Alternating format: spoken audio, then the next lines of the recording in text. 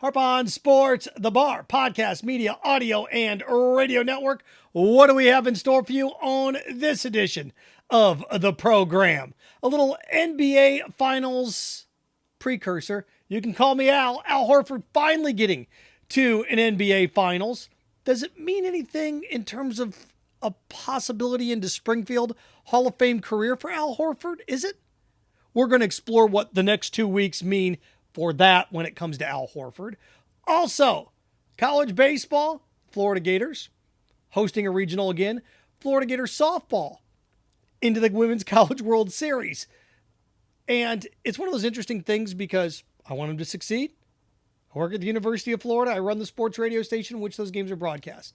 But we have history right in front of us. Oklahoma softball, Tennessee baseball. Going to explore what that would mean if either of those teams or both would go on to win a championship. And you can't help but laugh when it comes to this. Oh, we've got a new place where Urban Meyer is going to coach. You can keep, puffing that if you want to. It's never going to happen. Well, I shouldn't say never, but say it out loud. Be realistic about things. Write it down. Read it. See if it makes any sense to you. And this one doesn't. Urban Meyer going to get back into coaching. No, I'm going to tell you why not as well. Remember, Harp on Sports, the Bar. You can check her out at Twitter, at Instagram, at Harp on Sports. Also, you can absorb it via the auditory route. Buzzsprout, Spotify, Apple Podcast, Harp on Sports, the Facebook page, Harp on Sports, the YouTube channel, and of course, harponsports.com. Okay, start off with the NBA Finals first.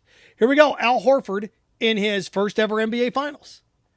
We've seen Al Horford move around the NBA, whether it be Atlanta, Boston, 2 times in Boston now, finally over the hump. And it's not one of these things where he's just kind of along for the ride, because without Al Horford, they're not in the NBA Finals. Now, was he as good against the Heat as he was in the first 2 rounds of the postseason? No. You watch and what he did and how he did it against, well, good gracious. Go back and pick any series. What he did against Philly. Or I shouldn't say Philly, excuse me. What he did against Milwaukee. When you had Giannis. And I look at his push throughout the postseason and what he was able to do. And the fact that he was, second on the team in points in different divisional rounds. Al Horford has put himself in a very interesting spot. Now, Hall of Famer, not Hall of Famer. I right now I would say no. Very good. To me, Al Horford falls in rank and file where like a Johnny Damon would in baseball. That's what he reminds me of, like what Johnny Damon was in baseball. We're on a couple other guys too, like what Derek Mason was in the NFL as a wide receiver. It's like, oh wow, good. Times very good. All-star worthy. But Hall of Famer, to me, that's in the NBA, that's a different rank and file. It just is. Now, Al Horford gets into the NBA Finals here and averages 22 points and 12 boards a game for the Celtics, and the Celtics beat the Warriors. Then all of a sudden you got a different conversation, because on a major stage, he would have had a major showcase. He would have. And you go back over the years and you look at guys. I was trying to think of other guys in other sports. He reminds me of Adam Wainwright in baseball. Although Adam Wainwright did win a World Series with the Cardinals, right? Finally getting there. What does he do when he gets there? I think it's going to be an amazing NBA Finals, not only for Al Horford and the Celtics and Tatum and these guys, but what this means for the Warriors. Steph Curry and Klay Thompson won a title, right? And then they lost a title.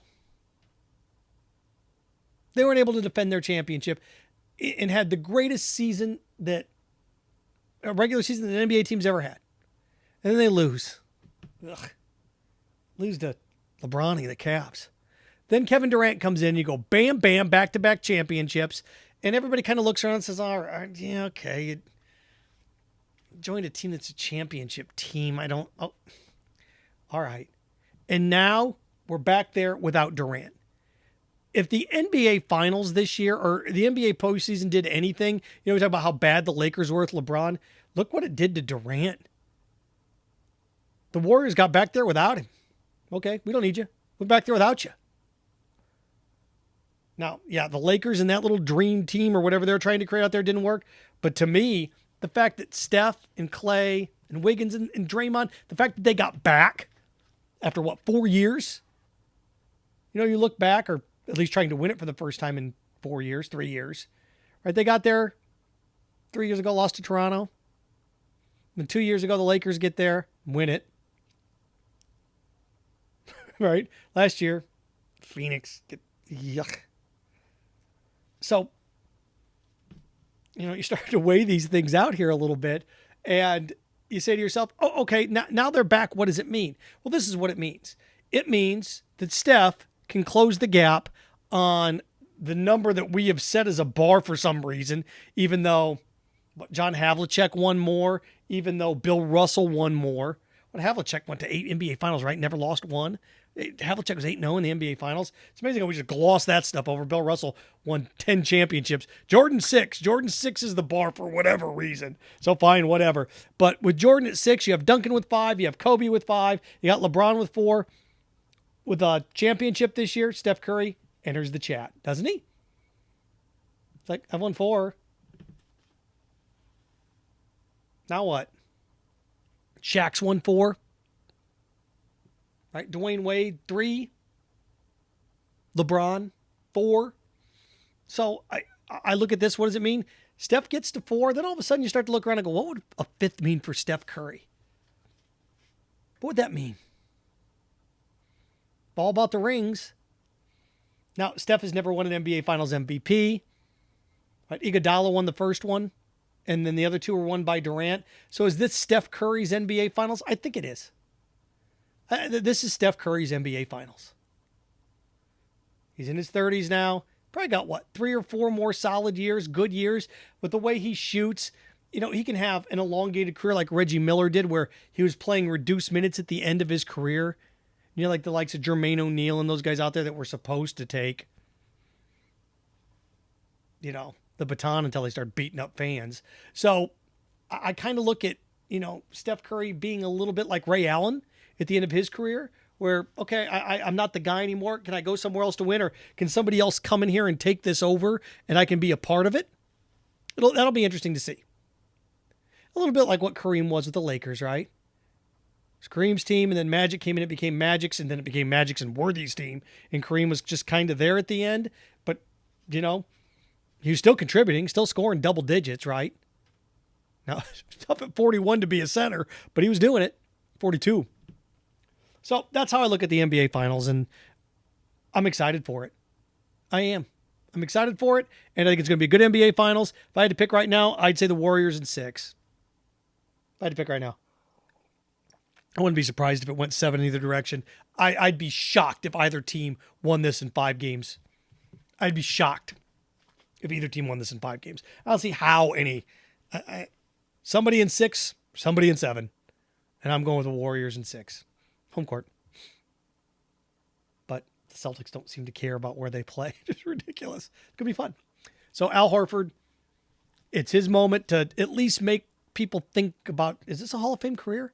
I don't know, but an NBA Finals MVP, something like some big moments from him, sure would go a long way. But again, he reminds me of Johnny Damon in terms of a baseball career. That's the type of career Horford's having.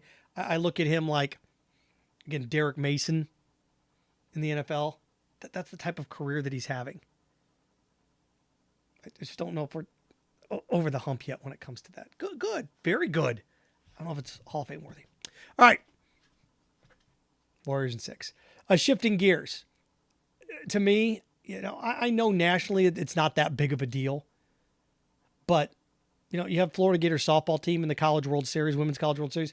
The baseball team, it's got an amazing run here, and they're going to host again.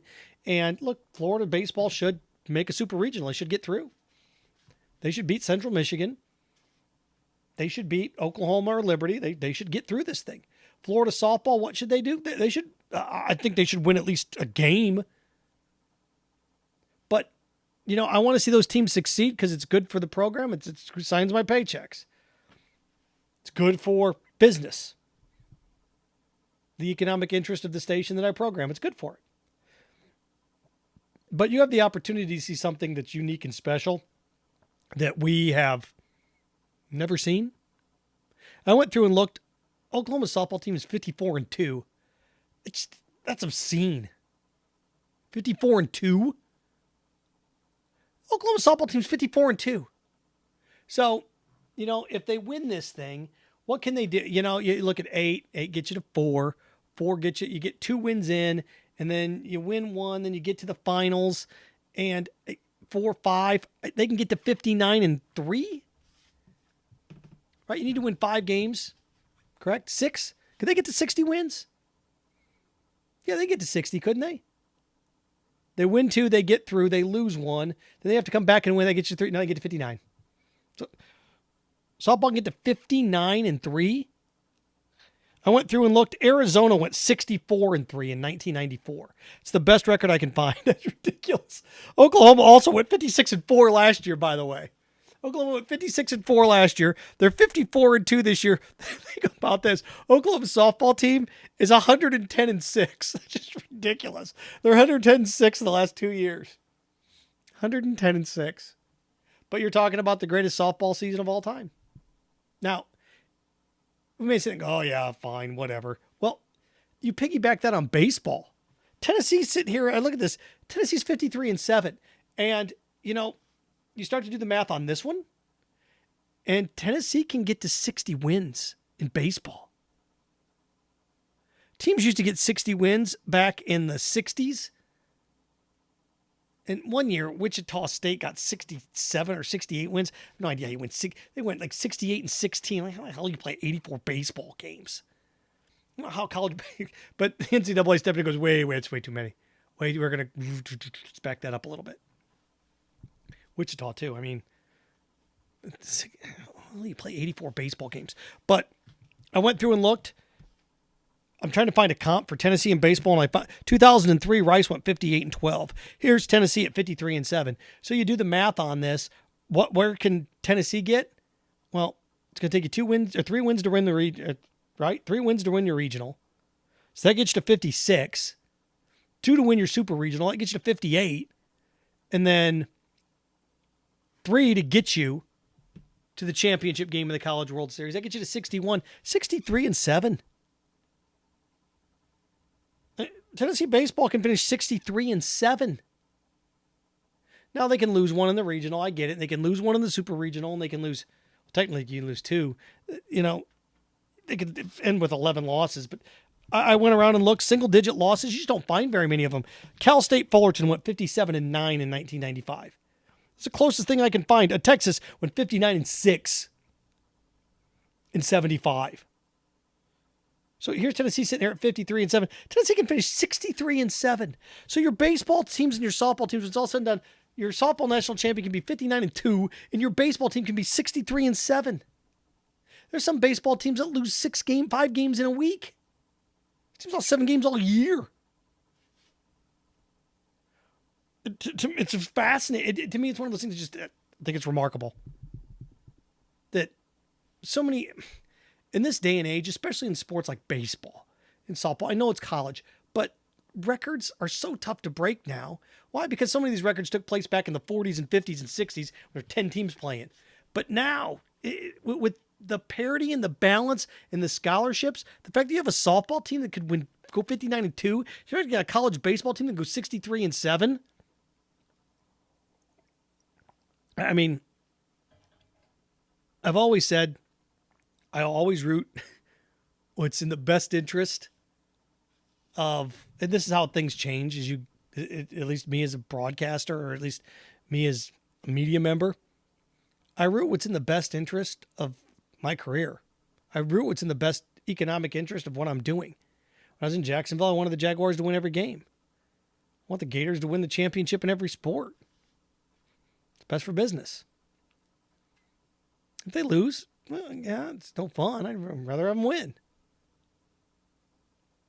But if we could see a 63-7 national champion baseball team and a 59-2 national champion softball team, wow. Pretty special, right? Be pretty special. So, rooting for history? Question mark. I am. like to see it. So, then there's this. This is one of these things when I see it, I'm like, what are we doing here? Apparently, Urban Meyer, because somebody floated it on Twitter, there's a place that he could coach. And that place, Bowling Green. Yes, Urban Meyer wanted to get back into coaching, go coach Bowling Green. Look, the reason Urban Meyer left the Fox booth to go to the NFL is because the Jags paid him close to $10 million a year. They paid him $8 million a year. So Urban Meyer's making over $1 million broadcasting. So he then enters the NFL because he's going to make $8 million a year. And he's going to scratch that itch and win a championship in the NFL. So now he's going to take a pay cut and go coach in the MAC to scratch what itch? To punch his ticket? To what? To punch his ticket to what? The bowl game where the Lions play? Now, my alma mater just won that, but in the MAC, even I think of the best MAC seasons in the last 15, 20 years, what Northern Illinois went 13-1, went down to Miami and lost to Florida State, right, in the Orange Bowl. My alma mater, Western Michigan, won the MAC, went down and lost a good game to Wisconsin, lost by a touchdown in the Cotton Bowl. So those are remarkable top 15 group of 5 playing in major bowl game seasons. Is that Urban Meyer would leave the Fox broadcasting booth to go coach Bowling Green and take a pay cut? Why would you do that? Why? Why would Bowling Green hire him? Well, they could win what? Bring him in and first you got to fire your coach and hire Urban Meyer, and he's going to take a pay cut. And sometimes you just write it down or say it out loud. You ever write something down and say that doesn't look right? Well, maybe it's spelt wrong. And in this case, Urban Meyer's going to go coach Bowling Green. That'd be a good fit for him. Why? But it'd be a good fit. Take a pay cut and go coach in the MAC and have to recruit. Now you may sit there and say, well, he just because he loves coaching and does he?